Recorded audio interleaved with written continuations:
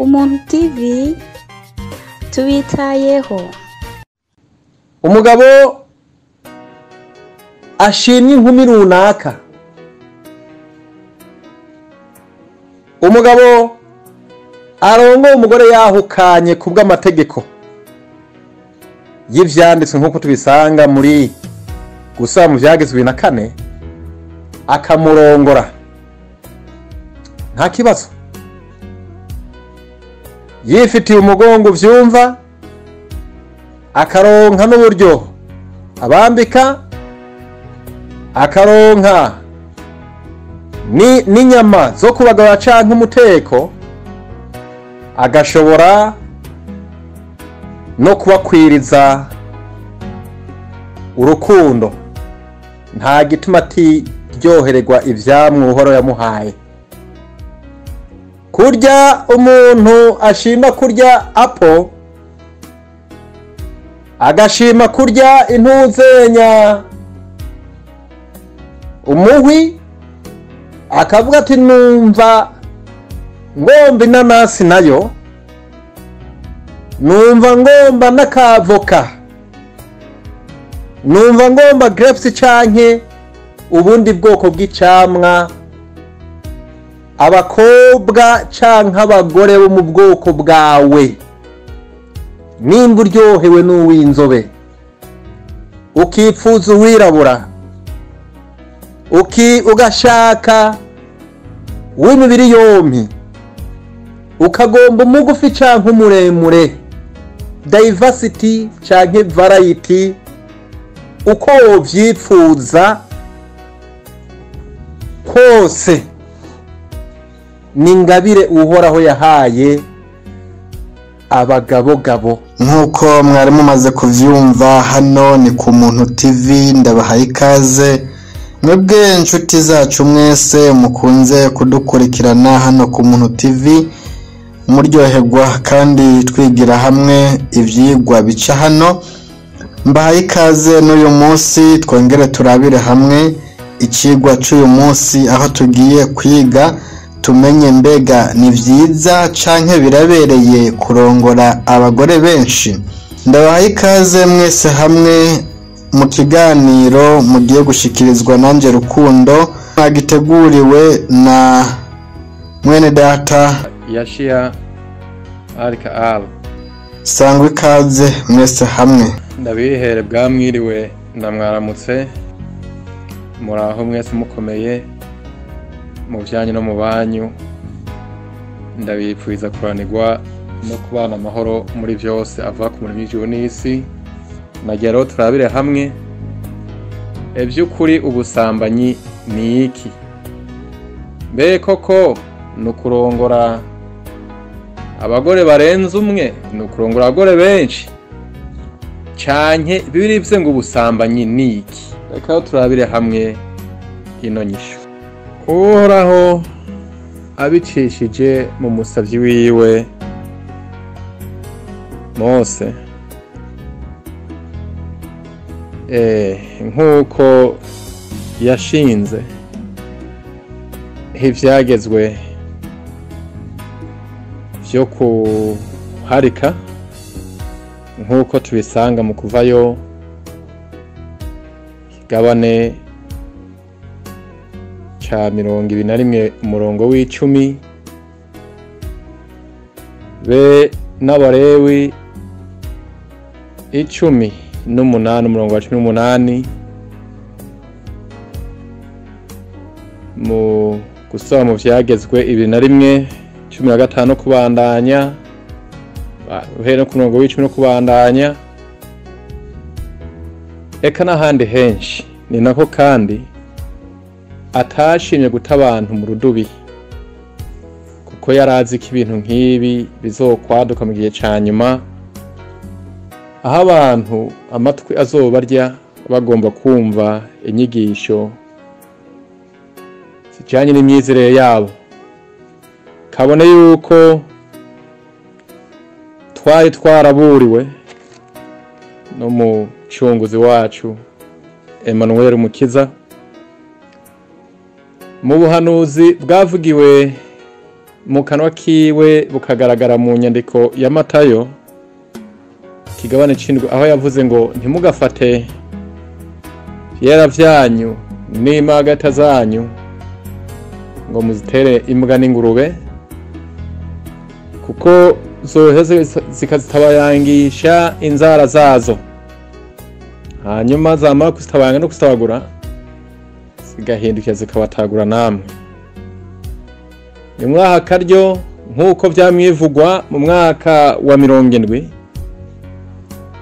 aho abansi b'Uhoraho bashikije ubuhanuzi bwo muri Zaburi 137 umurongo w'indwi be na Zaburi 83 umurongo wa mbere no kubandanya. Banashikana kandi ubuhanuzi bwayo bwarahanuwe mu kanwa ka Yeremiya, nibaze ko ari 15 umurongo wa 4 canke 17 umurongo wa 4 muri ivyo bice. Ubwo buhanuzi bwose bwerekana ko ubwoko bw'abera buzonyanyagizwa, bukirukanwa, bugakurwa mu gihugu cabwo, bugatakaza umugabane wabwo kubera ivyaha vyabwo bwagiye birakora. Ahandi naho akavuga herekana abansi b'Uhoraho abari bo, nka Zaburi 137 umurongo w'indwi yerekana Esawu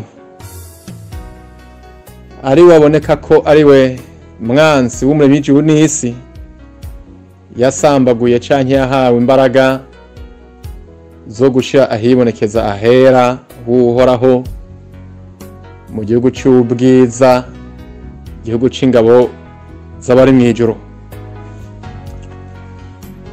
Tubona yuko Esawu ari we Muroma w'uno musi, kuko ari we yahagaze ku maguru abiri, arandura asangangura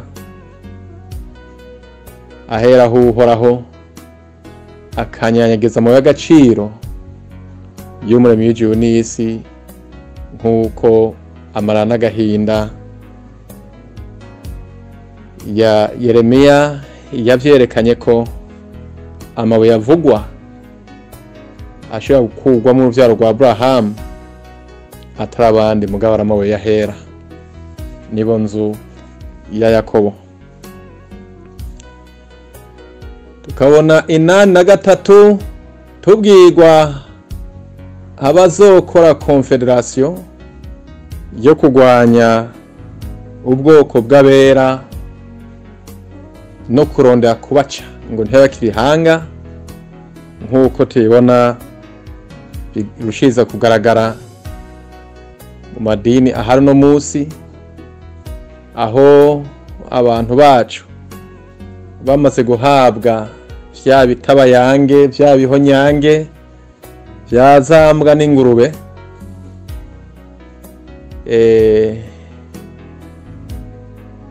bakabirya bakabimira, bigatuma baboregwa bakibagira n'ico barico, bigatuma bemera ubuhumvyi butagira aho buvuye naho bukomotse.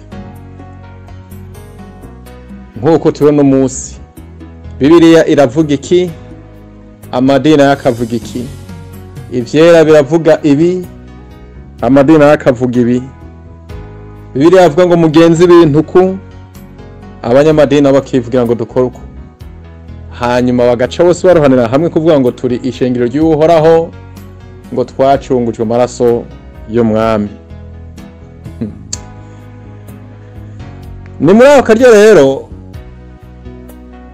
twagomba kwihweza, mbega Bibiliya ivuga ko ubusambanyi ari iki? Kuko mu mbono y'abamaze kurya uburozi bwa Marawa gahebuza, mu vyiyumviro vy'abamaze gusambana no kunywa umuvinyu w'akabi, kurya ivyatabayanze na za mbwa n'ingurube.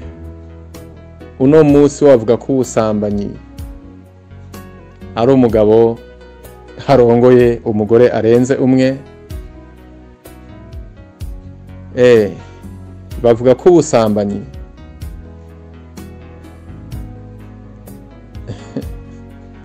hari umugabo afise abagore benshi, ko ivyo ari ubusambanyi.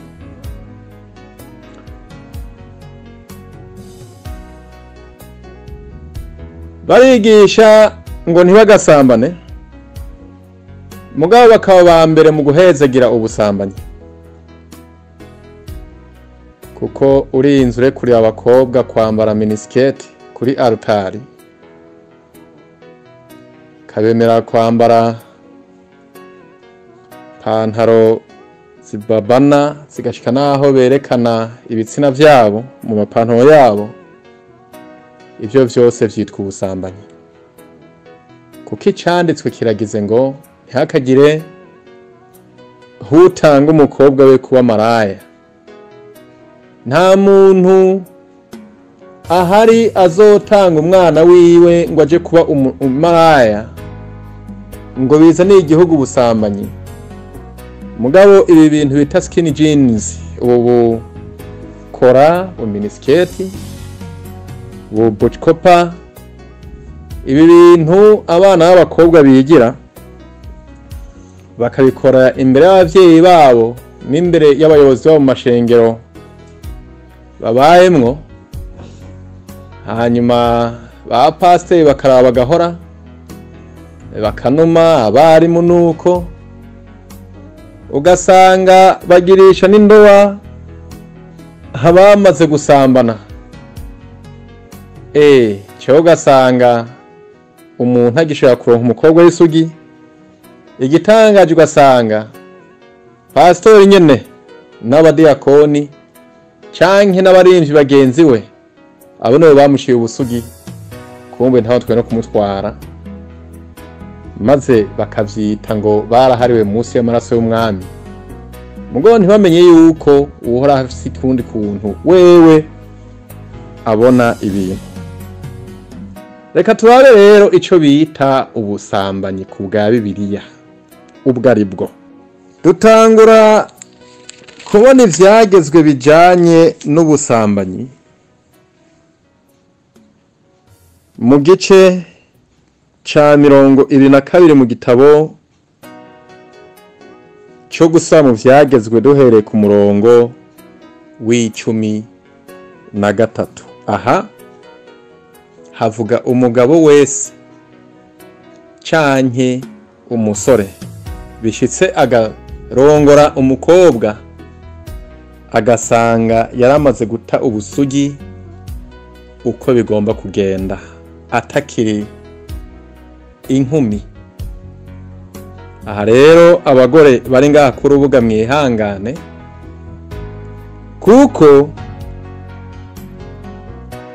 mushobora kuba muri mugenda mu maraya no mu busambanyi mwibwira ngo muri bazima, kubera umugabo yaguciye ubusugi, uyo niwe mugabo wawe.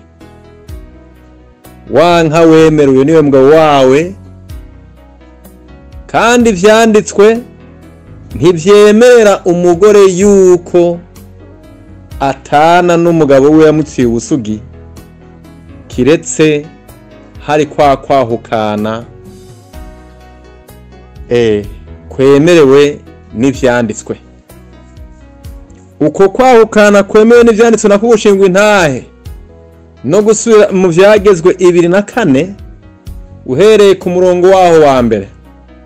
Abatirinda baraza kumbwira ngo Matayo 19 ngo havuga neza ngo wasambanye abo ariwe yahukana. mugabo nagira ndababwire yuko atamusambanyi ahabwa icete cyo kuvavanura, ahubwo kubw'ivyanditswe vyera umusambanyi aricwa. Turahashika, reka tubandanye. Haragize ngo ku bakobwa bari ngaha ku rubuga n'abagore, nimwumve mutega amatwi, ngo umuntu niyarongora umugeni, igice ni 22 gusa mu vyagezwe duhereye ku murongo w'13. Umuntu niyarongora umugeni akaryamana nawe, agaheza akamwanka, akamurega ibiteye isoni, akamwambika ibara, akavuga ati narongoye uyu mugeni, maze ndoze iyari nsanga atagira ibimenyetso by'ubwigeme. Kini jambo rikiriya. Cyo gituma abantu muzi dukwiye kuza tuvugisha ukuri. Umugabo afise uburenganzira bwo kwanka 100% umugore amaze gucibwa ubusugi canke umukobwa amaze kononekara, kuko ijambo kurora iyari gisigura ngo wagize ubugeni canke warongoye, umaze kuja kuryama n'umugore wawe ugasanga ntagikwije ibimenyetso, ntagikwije ubukobwa, n'umugore aji wawe kurongo kugira kabiri.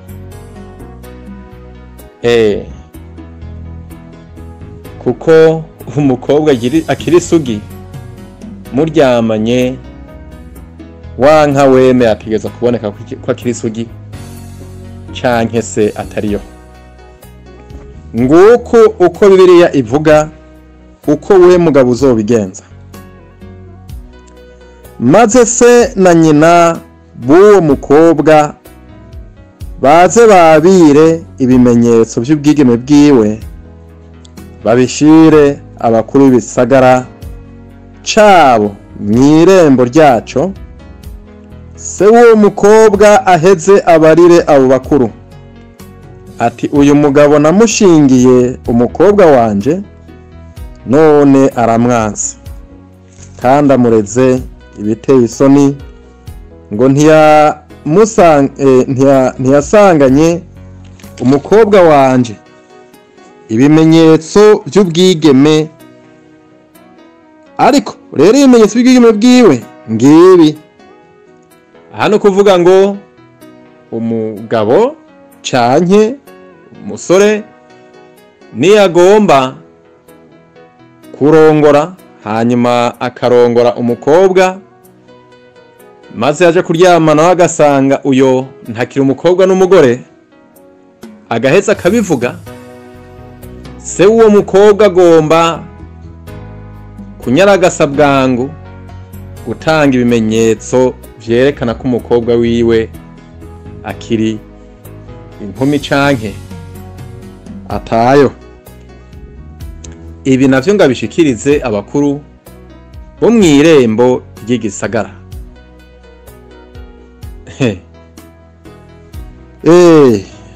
Muravye kera hari ndero, uno musi haje ubwibone bw'abagore, icyo bita feministike, aho abagore uno musi bigira ko ari abagabo, aho umugore atacumva yuko adakwiye kuba isugi, mbere banamaze no guta no kurenga karimbi, bakaje no ngaho kuma YouTube akayivuga ko ngo nukibaza ubusugi ngo abari kijucu cy'umugabo. Byo byose vyononekajwe n'ama leta y'uno munsi, vyononekajwe nuko ivyera vy'uhoraho vyatabagajwe n'izi mbwebwe z'abazungu be n'imbwa. Mu mwaka wa 70 aho batwara ivyanditswe vyera bakabiconogoza, bakabitabagaza, bakagira uko bishakiye, hanyuma bakaca batuzanira ivyo bita imicafu.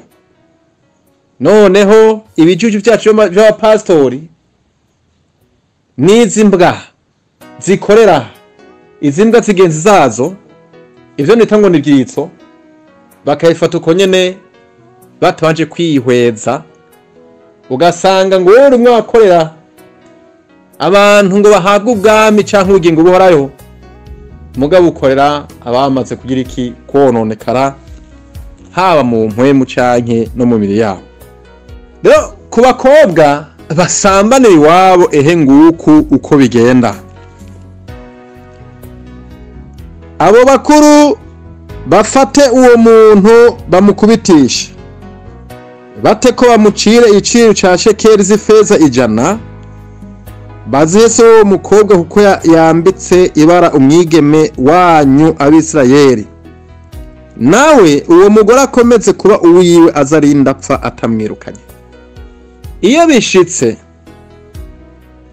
akaba uwo mugabo yavuze ibitari byo, bakerekana ibimenyetso by'ubwigeme bw'uwo mukobwa, uyo mugabo yagomba gukubitwa, akanatanga n'amande angana na shekeli z'ifeza 100, bakaziha se uwo mukobwa kuko yambitse ibara umukobwa wo mu Bisirayeli. Niko vyari bimeze. Ariko bishitse rero akaba ari umugore wabundabunze mu nzu y'umugabo,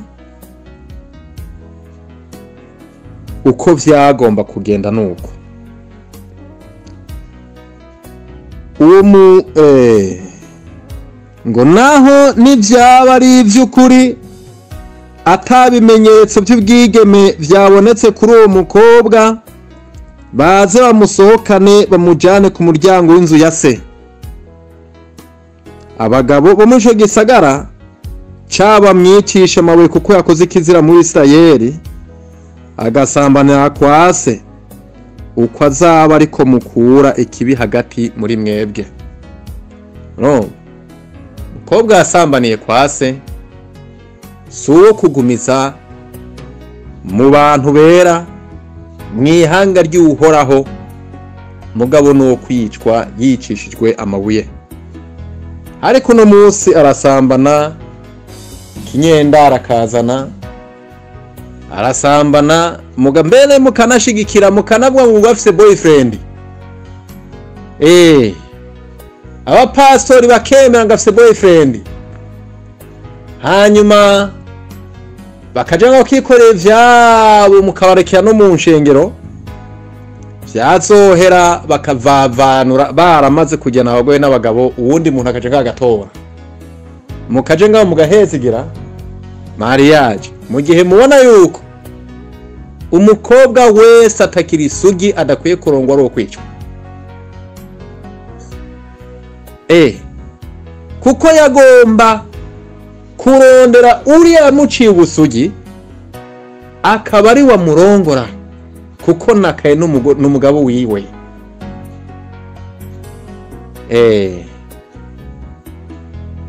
Mukobwa aje ngaha akononekara, akigira ivyo yigira, hagera igihe akazohenagurika arondera ngo abagabo canke umusore yiyubashe yitahura yimenya, ngo abareo yomufasha ngo amusavinge canke se amucungure mu kabiki wiwe, mukavyita ngo nuguharirwa kwa Mesiya, ngo kozwa n'amaraso. Uraza kumbwira uti none ko bazaniye Mesiya umucunguzi umugore yasambanye ntamwice, aho ntubona ko hari imbabazi? Reka tubaze kwashika turabe uko ivyagize bivuga, muheza gigwe. Aha mwiki gice c'iki gisomwa tubonye yuko ubusambanyi bubonekera mu gihe c'umukobwa aryamanye n'umugabo canke se n'umusore, bikanyegezwa bikazikwa ntaheze ngo amutware. Ico gihe vyitwa ubusambanyi.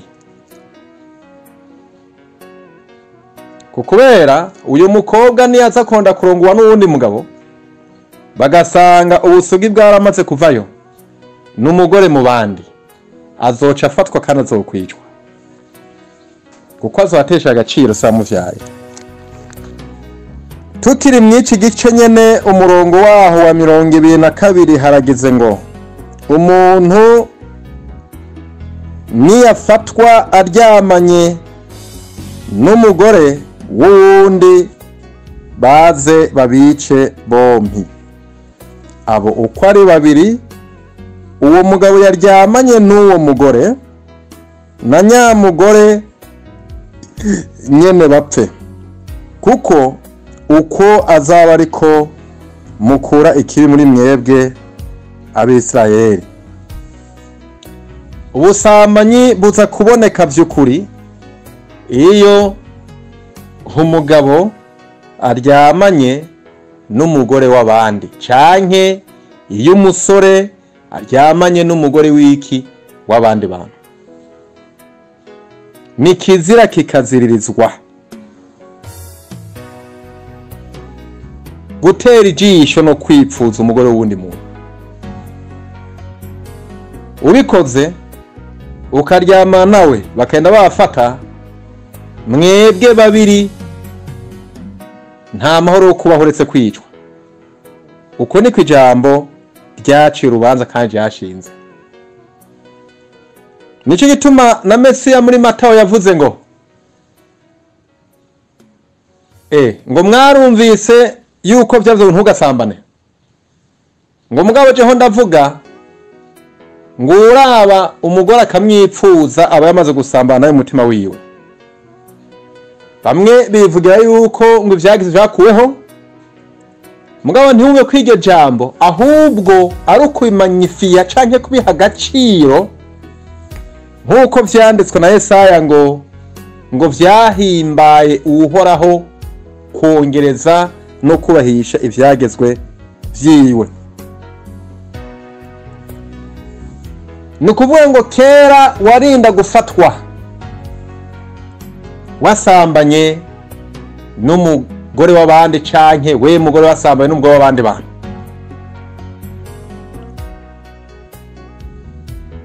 Kugira ngo ube wo kwicwa. Mugabo no munsi ntibirindira ko bagufata. Uhoraho ubwiwe arafata umutima wawe. Ukipfuza umugore w'abandi bantu, uba wiswe umusambanyi. Uzira umuziro ntiwipfuza umugore wande w'uwundi muntu. Ariko si umukobwa. Oya.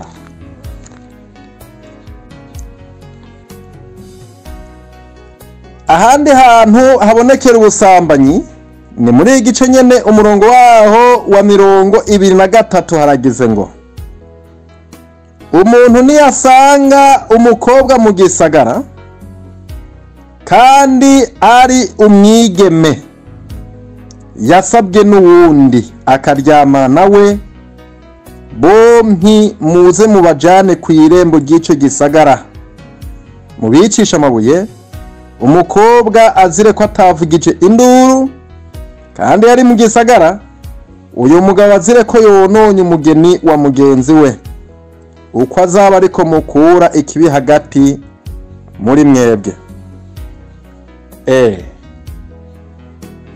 Aha naho tubonye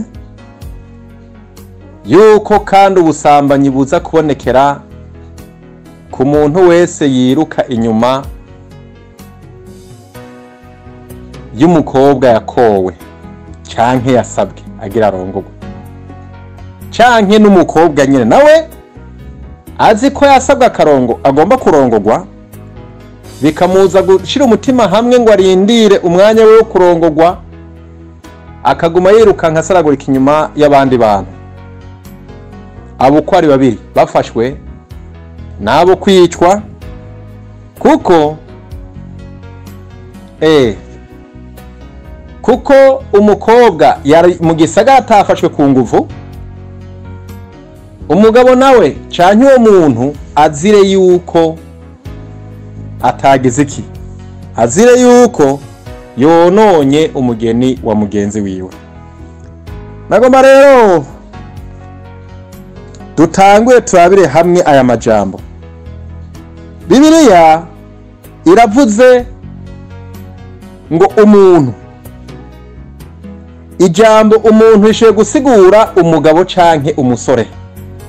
Aha nta karangura gahari kavuga ngo uwasambanya agomba kuba umusore canke agomba kuba umugabo. Hano bavuze ngo ni umuntu gusa, gisobanuye ko ashoboye kuba umugabo canke ashoboye kuba umusore. Aha bavuze ngo umuntu niyasanga umukobwa mu gisagara, uyashoboye kuba umugabo asanze umukobwa yasabwe n'uwundi, canke umusore asanze umukobwa yasabwe n'uwundi, akipfuza kononera mugenzi we, hanyuma n'uyo mukobwa akabimukundira. Abo ukora bibita abasambanyi, abo icaha c'ubusambanyi kirabishije atakagongwe, nk'uko umugabo n'umugore basambanye urupfu rubakurikira, icagezo cabo ari cyo kubica, niko n'uyu mukobwa yasabwe iyo asambanye n'uwundi muntu atari wawe, iyo aryamanye n'uwundi muntu atari wawe undi yamusabye, nabo nyine ubwabo bagira iki? Bicwa. Uku niko Bibiliya ivuga. Naye navuze nti ndavuga ku bijanye na Yohana 8,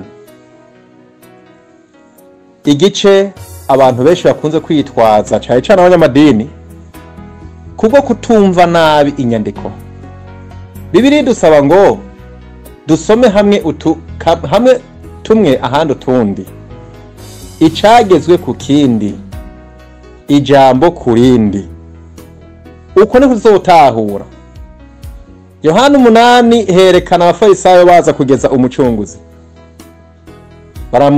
Bazana ngo umugore, baramubwira ngo Mose yanditse ngo umugore ngo niyafatwa asambana, ngo Mose yanditse azomwisha amabuye, ngo nawe uravuga ngo iki?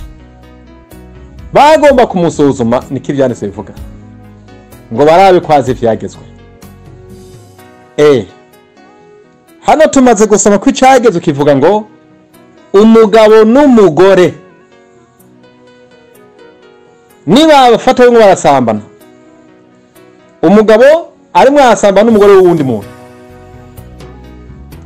canke umusore arasambana n'umugore w'uwundi muntu, bakabaseruka bakabafata, abo bose uko babiri bicwe, aba ariko bakura ikibi mu kindi mu Bisirayeli, abe ariko bakura ikibi hagati mu Bisirayeli.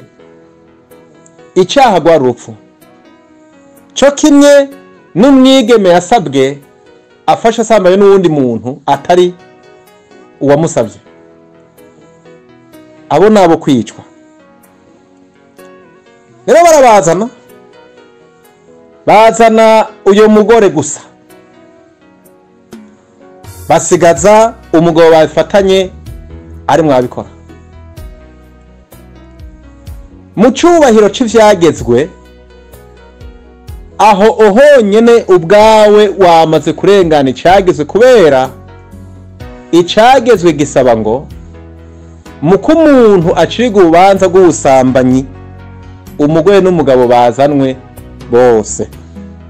Mugabo abafarisayo bazanye umugore gusa, baza bafite umutima wo kugeza Mesiya, kandi bari bazi by'ukuri ko bakoze amakosa. Niho yanditse hasi, bamuzomereye kenshi ababwiye ati none utakora icaha nabo wambere kumutera ibuye. Aha rero bagaca abantu benshi bahatora, abanyamadini ndavuga, bakahatora intuzenya ivyishimo birenze urugero, ngo raba ntibigihanwa ngo guteza amabuye. Mugabo ntibashoboye kuraba context y'ukuntu vyaje, kuko Mesiya ubweyo kavuze yuko uyo mugore yicishwa amabuye, yokabaye ananiwe kwerekana umesiya bwiwiwe, yokabaye ananiwe guca urubanza rugorotse, yokabaye ahurudutse, kandi ivyo navyo ntivyomuzane kugira iki? Kwankwa n'uhoraho imbere y'umuntu w'ijuru n'isi, kuko ntiyokaba yitondeye ivyagezwe ubwiwe. Urumvaga bene data, uyo mugore haciye akanya abura wamwagiriza, kuko ubwabo bamaze kwibwira ati kumuzana ngo tuzaze n'umugabo bingana icaha uwo ari we wese agize iki aziragenda, kuko bamaze kubona ko by'ukuri atahura akanumva ubwiza n'imikorere y'ivyageze by'uhoraho. Ndagomba mwumve, arahaguruka aravuga ati none abakwagiriza barihe? Kuko urazi yuko icagizwe kandi ngo mu kanwa k'ivyone bicanke bitatu urubanza rwose rucibwe. Ati ntabahari. Mesiya nawe ati nanjye sinkwagiriza. Ati mugabo genda ntuzose gucumura. Umvira ijambo, genda ntuzose gucumura. Ibi ntibisigura ko muhawe kuza mu bakora bene ibi ngo musimbabaze oyaye. Ibi yarokotse kuko ubwiza bw'ivyagezwe butakurikijwe, kuko uwo mugabo n'umugore bokazananywe bose vy'ukuri ntiyovuye kuri ndowani. Uyu mugore n'uyo mugabo bose bopfuye, kuko Mesiya yotanzwe uti nawere, kuko Bibiliya ivuga ngo azoza ari umugorotsi arimo kwitondera ivyagezwe by'Uhoraho no kwishana nk'uko biri. Iki gisomwa rero abanyamadini mucumva nabi bakundwa, mukwiye kwikebuka mugahinduka. Mu gitabo ca Matayo 19 haratwereka abafarisayo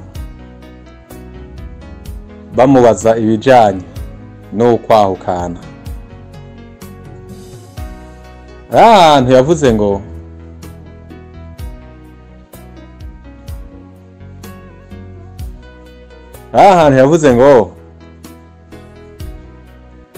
umuntu wese yirukana umugore atamuheshe kwavana bakarongora uwundi ngo amusambanishije.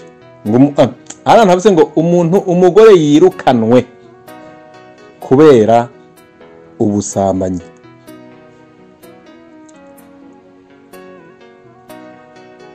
Omuro Matayo 19 mugende muhasoma umurongo mwaho usanga. Nanje nagenda abaze rero,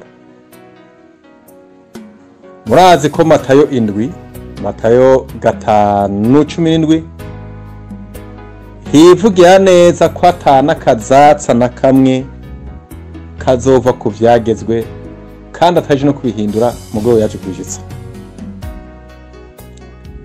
Twamaze kubona yuko ivyagezwe bivuga ngo umugore afashwa asambana yicwe.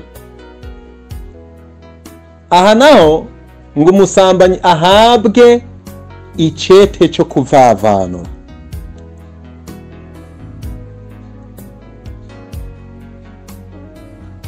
Twisunze Yesaya urabona ko ngaha rudahura.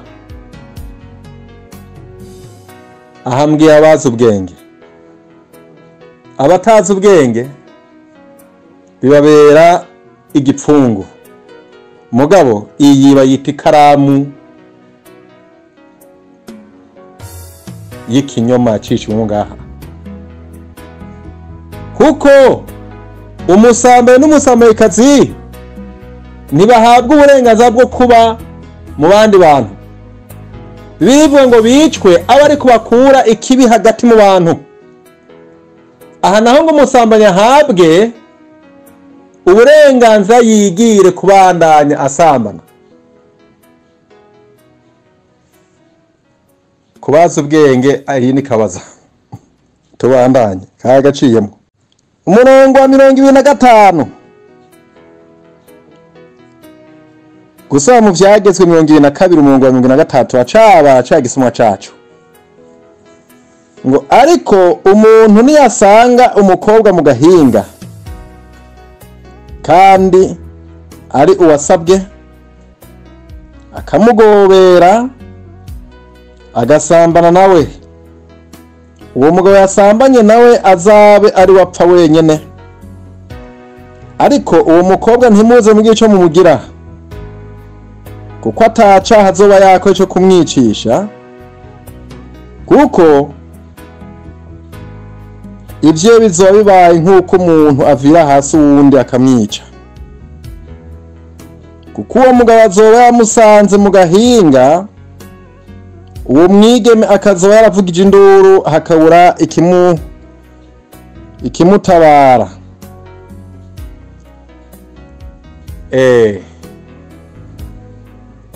Ngaha ahandi hantu Bibiliya ivuga ko haba ubusambanyi, igihe umugabo canke umusore, kuko hano bavuze ijambo umuntu, nundi acasubamwo umuntu w'umugabo canke w'umusore, abo niwe washoboye kuryamana n'igitsina gore. Aha ntibavuze ngo umusore, umugabo afise umugore adafise umugore, it doesn't matter. Iki ni ikindi kiza kwerekana ko atanzitizi y'abagore umuntu ashobora kuba nabo mu gihe avyiyumvisemwo canke afite ubushobozi.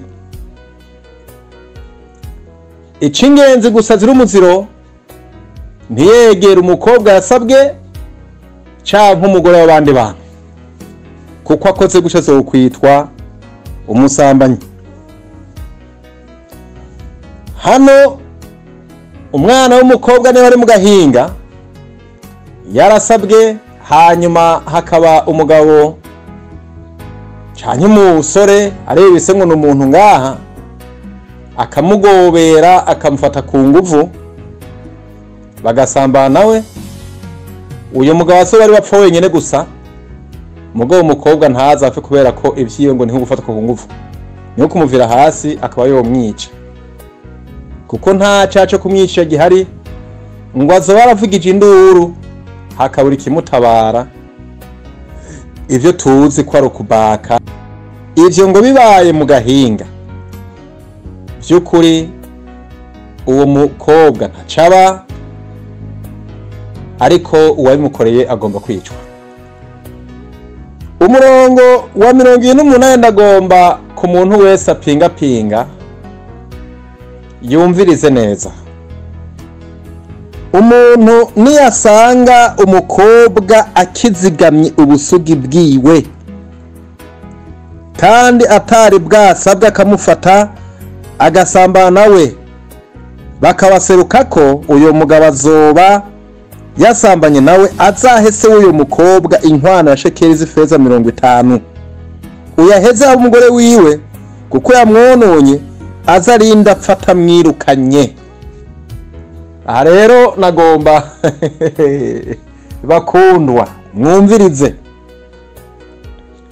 binashitse ugashika ku mukobwa kirisugi, uri umugabo w'umugore canke se uri umusore, ukamufata ku nguvu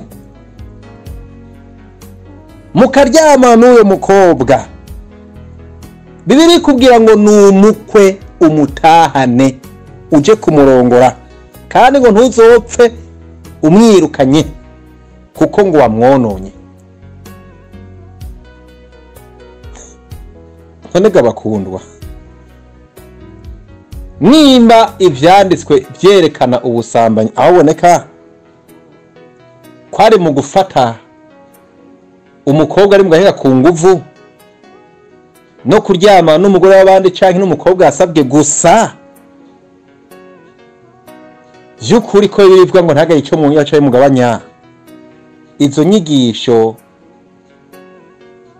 mwazikuye kwandika abanyamadini mwebwe.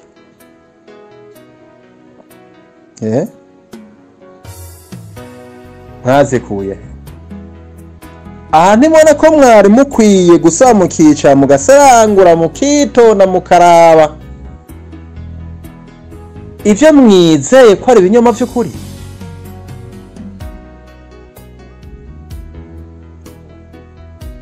Abashaka kurongogwa mubareke birongoregwe, n'abashaka kurongora abagore benshi mubaha uburenganzira bikore, kugira ngo bikunde bagwire, niko Uhoraho yavuze. icyaha cy'ubusambanyi kibonekera gusa mu kuryamana n'umugore w'uwundi muntu.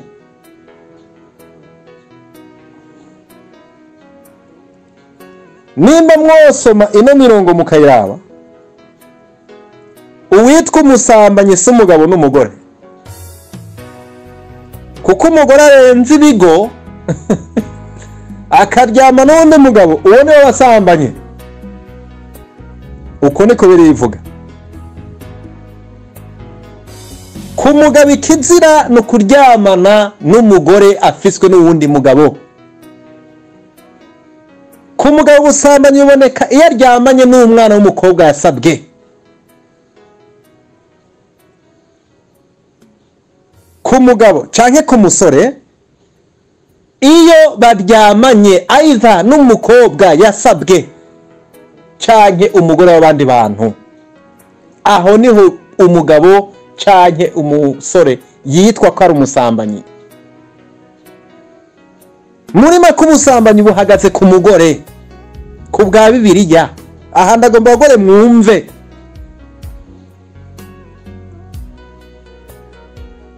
Umugore acaruka akaryamana n'uwundi mugabo canke n'umusore, uwo yitwa umusambanyi. Ni naco gituma no mu vyagezwe hari cagezwe c'ipfuhe, bishitse umugabo agapfuha ko umugore wamuca inyuma, guharura mwibaze ni 5.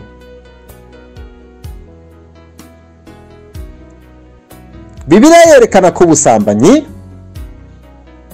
ndasubiramwo kugira ngo bari ngaha ku rubuga n'abamenyeye guhara cane barabe mu kanwa k'uhoraho ico uhoraho avuga ko ari ubusambanyi. Mugabo umuremyi w'ijuru n'isi mu kanwa ka Mose arimwo aravuga atya ko umugabo aharugwa nk'uwasambanye mu gihe aryamanye n'umugore w'uwundi muntu. Ariko naho yohera ngaha agafata inkumi Janine, agafata Oreri, agafata Varesia, agafata Nina, agafata Dada, agafata uwo wese umva yipfuza, mu gihe cyose yoba afitiye ubushobozi bwo kubikora, vy'ukuri imbere y'uhoraho nta caha kirahaba, kandi nabo bagore nyene nta n'icaha baranakora, kuko umugore niwe atemewe kurenza umugabo umwe. Inzira imwe gusa ku mugore ni igihe yahawe icete cyo kuvavanura, niho ashoboye kuryama n'uwundi mugabo nk'uko ivyanditswe vyarabitubarira, canke iyo umugabo wiwe yagize iki, yapfuye. Kuko ivyagizwe ngo umugore ahamburwa ku mugabo wiwe, umugabo yarapfuye.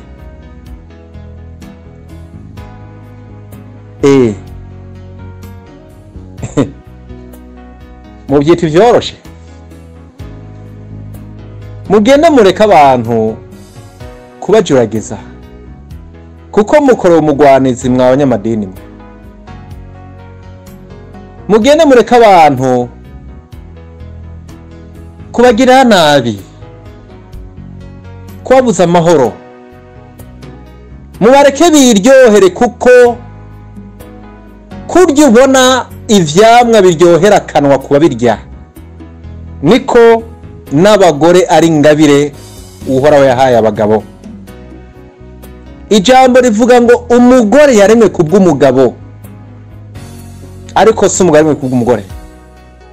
Ni kado uhoraho yahaye, ni gifuti uhoraho yahaye umugabo, kuko umugabo yararemwe ashigwa ngaho.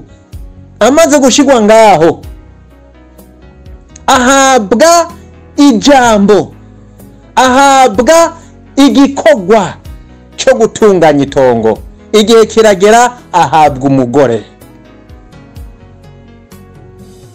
Rero Uhoraho ntiyigeze ashiraho umupaka abagore umugabo akwiye kuba yorongora. Ivyo vyazanywe n'abana bukuranduka, aribo bana bakabi n'ivyangare, abo Yobu yavuze ngo isi ishizwe mu kuboko kw'abanyavyaha n'abagizi ba nabi.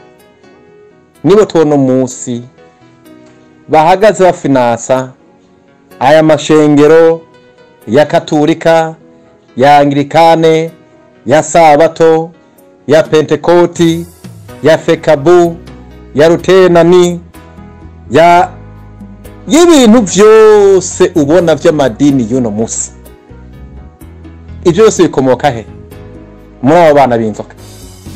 Intumbero yavyo no guhotora no gukona Abisirayeli ngo bikunde bashoboye kubashira mu gwara gwabo.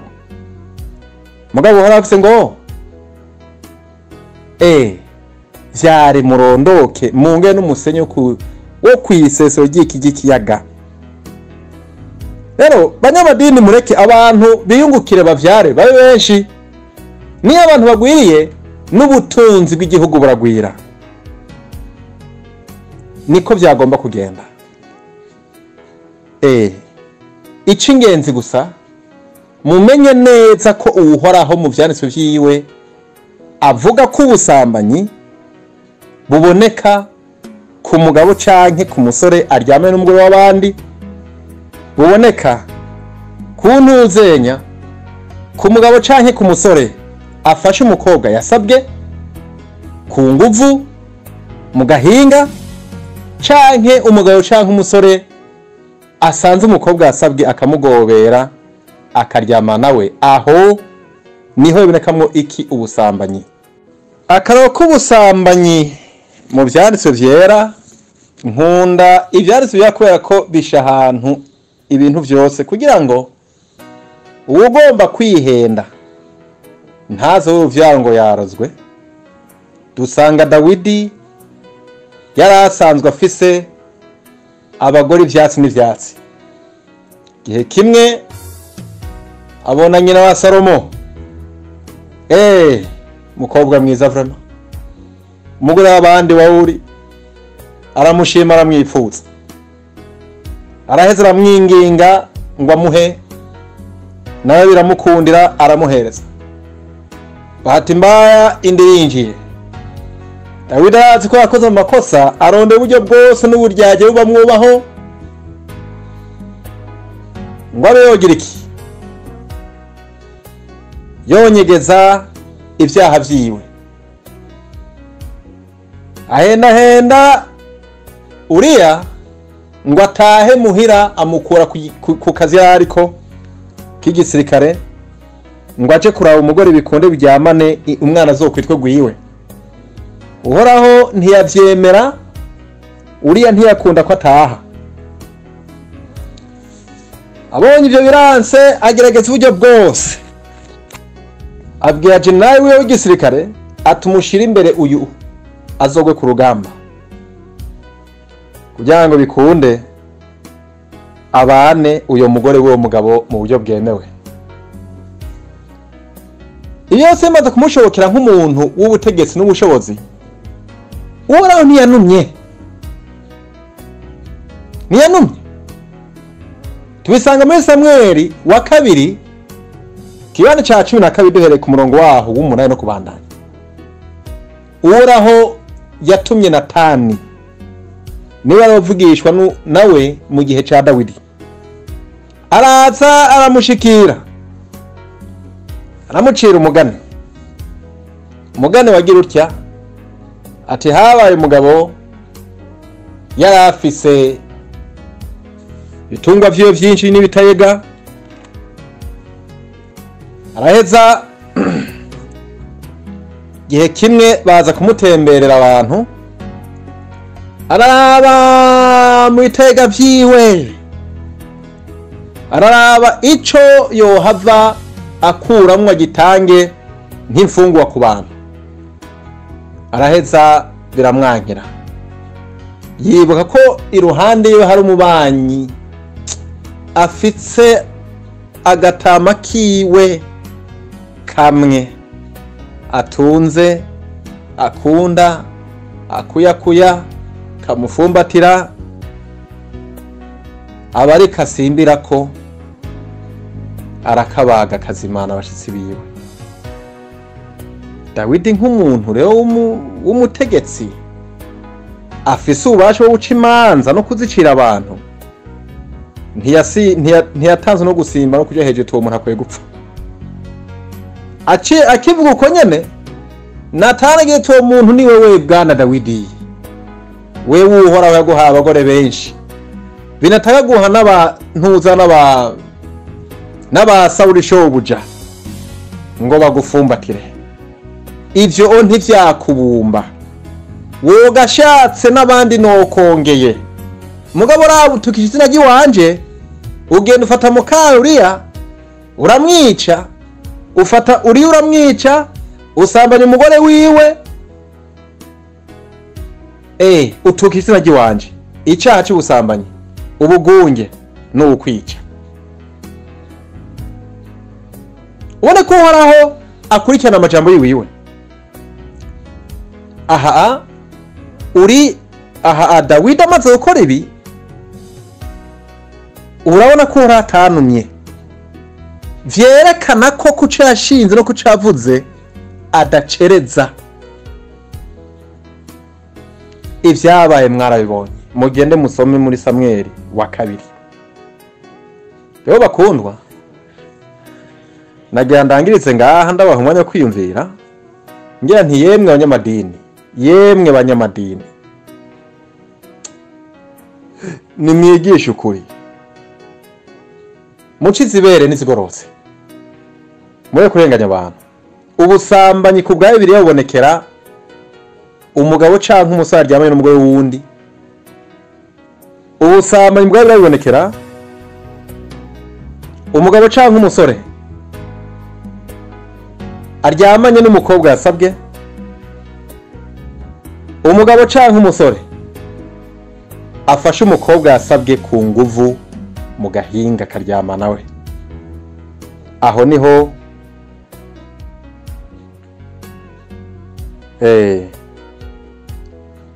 niho ubusambanyi by'ukuri bugaragara mu vyanditswe. Rero ntiyaco mwita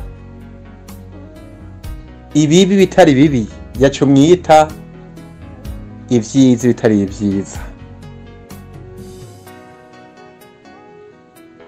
Reka turaho umurongo umwe wo muri Yesaya wo kugarako no gufungira. Mu kurangiza nagomba ndangize kw'impanuro dusanga muri Yesaya Kigabane ca 5 umurongo wa 20 hagize ngo bazobona ibara abita ikibi iciza, iciza bakakita ikibi, bagashira umwiza mu gishingo c'umuco n'umuco mu gishingo c'umwiza, bagashira ibirura mu gishingo c'ibisosa n'ibisosa mu gishingo c'ibirura. Ndasubiramwo, bazobona ibara agakwabo abita ikibi iciza, iciza bakacita ikibi, bagashira umwiza mu gishingo c'umuco n'umuco mu gishingo c'umwiza, bagashira ibirura mu gishingo c'ibisosa n'ibisosa mu gishingo c'ibirura. Niba nyene ijuru n'isi yemeje akazirura ibintu kwa rukuri, kirazira kugomba kubigira icaha. Nimba uhoraho avuze ko intari y'icaha, kirazira kikazirizwa kugomba kuvyeza. uhoraho avuga mu majambo yiwe yera ko ubusambanyi gusa bubonekera mu ko umugabo canke umusore aryamanye n'umugore wa rubanda, muko umugabo canke umusore aryamanye n'umukobwa yasabwe, muko umugabo canke umusore afashe umukobwa yasabwe ku nguvu mu gahinga, bavyita ngo to rape. Ngwaho aho ubusambanyi bubonekera honyene gusa. Umugabo ashimye inkumi runaka, umugabo arongoye umugore yahukanye ku bw'amategeko y'ivyanditswe nk'uko tubisanga muri gusaba mu vyagizwe 4, akamurongora nta kibazo,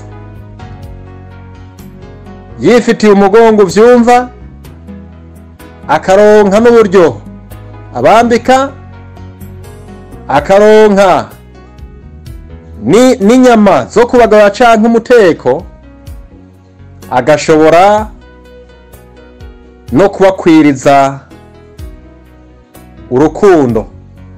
Nta gituma atiryohererwa ivyamwe Uhoraho yamuhaye. Kurya umuntu ashima kurya apo, agashima kurya intuzenya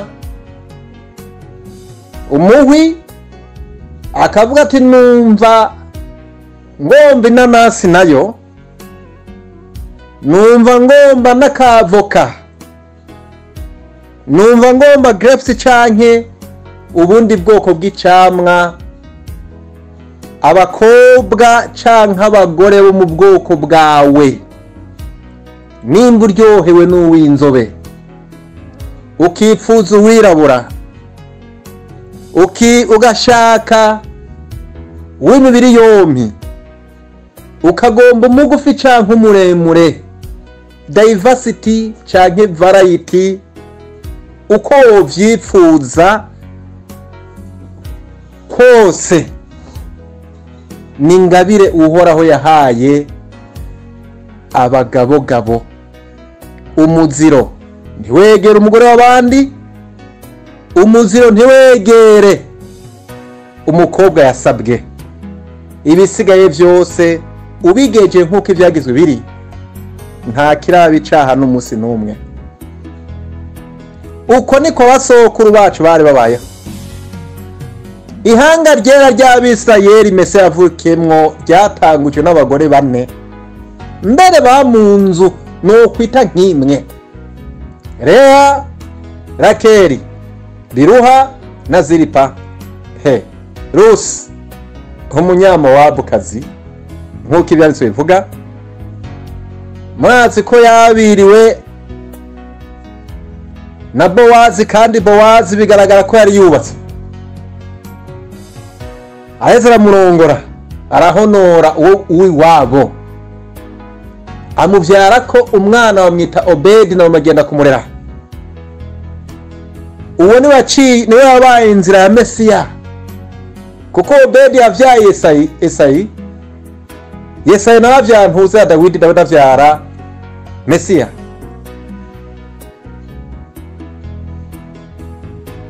Ubwoko bw'abera bose, abo uzibirishingira ko arabera. Kende usoma igitabo c'Abaheburayo 11, ababaye patriotic, ababaye insinzi n'abatwari mu kwizera, bose bari mu vyanditswe vyera. Uyu muco n'umugenzo wo kunezerwa igitsina nk'ingabire bahawe n'Uhoraho, ntibigeze vy'ukuri biyima, kuko batwara mu buryo bukwiye. Bavandimwe, nimureke abashoboye kwiryohera biryohera, nimuve inyuma y'ababazimiza. Ibi n'uburenganzira aho yatanze. abakenyezi n'ingabire twahawe nabo kandi bakeneye ngo tubarongore. Na kare kw'isi ni benshi. Abapastori mureke aba bantu, mureke kubahenda, mubagira nabi kandi muzababazwa vy'ukuri.